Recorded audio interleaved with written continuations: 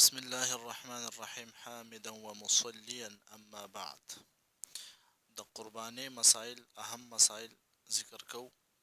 دا غینه مخکې یو فضیلت د قربانۍ ذکر کو. نبی علیه السلام مبارک فرمای من ضحى طیبة بها نفسه، څوک چې د زړه په خوشحالۍ سره قرباني وکړي محتسبا لاضحیته، او په دې قربانۍ سره مقصد د الله رضا وي، کانت له حجابا من النار، دا قرباني به د ده لپاره پرده شي د اور نه. یعنی قرباني څوک چې د الله د رضا لپاره کوي دا به د ده لپاره د جهنم نه د نجات ذریعه ګرځي.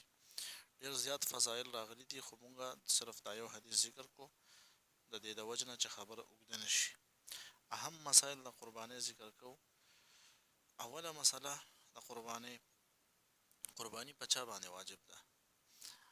نو قرباني په هر عاقل بالغ آزاد، یعنی داسې سړی چې آزاد وي، غلام نه وي لکه پخوا به چې غلامانو، او مقیم یعنی چې مسافر نه وي، او بل شرط ولا اسلام ده یعنی سړی مسلمان وي.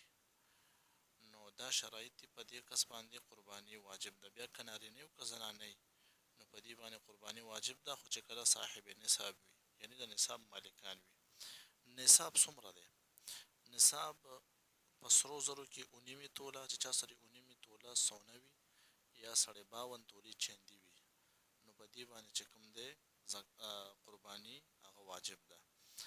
او که چا سره 52 تولې چاندي خو نه وي، خو زیاتی سامان ورسره دومره دی چې 52 تولو چاندي قیمت ته رسي، بیا هم په ده باندې قرباني واجب ده. یا نغدې پیسې ورسره دومره دي 52 تولې چاندي قیمت ته رسي، یا د هغې نه زیاتې وي، بیا هم په ده باندې قرباني چې کوم دی هغه واجب ده.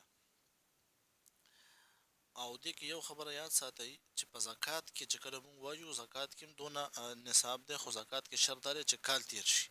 قربانۍ کې دا شرط نشته چې کال به تیریږي، بلکې چې کدی لا د اختر درېیمه ورځ نه ده تېره، د غټ اختر، او په دغه ورځ هم دې مالداره شو، نو په ده باندې به قرباني دا واجب وي. کال تېرېدل په دې کې ضروري نه دي.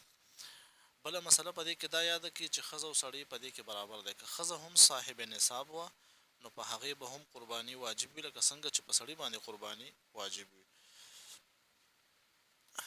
بله مسله په دې کې دا یاده کړئ که چېرته یو کس داسې وي چې صاحب نصاب وي، یعنی مال خو ورسره شته، خو د ټولې پیسې چاته قرض ورکړي، نو آیا د باندې قرباني بیا شته که نشته؟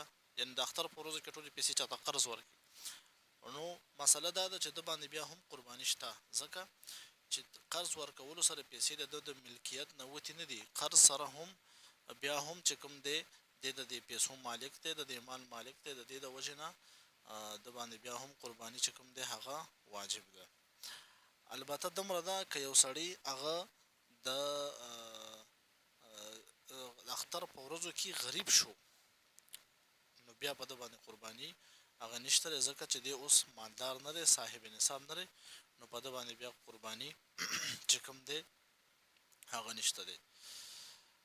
بله مسله دا ده که یو سړي باندې دومره قرضونه وي، لکه ده سره چې څومره مال دی دومره پې قرض هم دی، چې دا مال که دې قرض کې ورکړي نو ایله به پې قرض ختم شي، یا دومره قرض دی په ده باندې که دا مال پکې ټول ورکړي بیا هم قرض نه ختمېږي، یا په ده سره چې کوم مال دی نو ده باندې قرض دومره دی چې دا مال پکې ورکړي نو ده سره بیا د نصاب عمره قیمت نه پاتې کېږي. نو په دې درېیمو صورتونو کې په دې سړي باندې قرباني واجبه نه ده، بلکې عالمان فرمایي، کتابونو لیکلي دي چې په دې صورت کې دله دا پکار دي چې اول قرض مخکې کړي او بیا چې کوم دی هغه قرباني وکړي.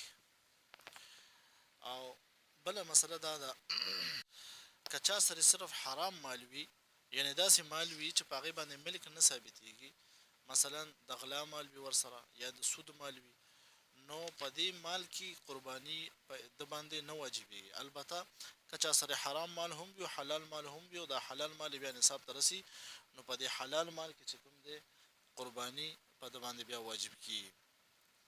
دا څو ضروري مسایل و، نور مسایل به انشاءالله بیا په آینده کلیپونو کې هغه چې کوم د ذکر کوو. او کوم ملګري چې دا اوري مخې ته شیر کړئ نورو ملګرو سره چې ستاسو په ثواب کې پوره حصه وشي. جزاکم الله خیرا احسن الجزا.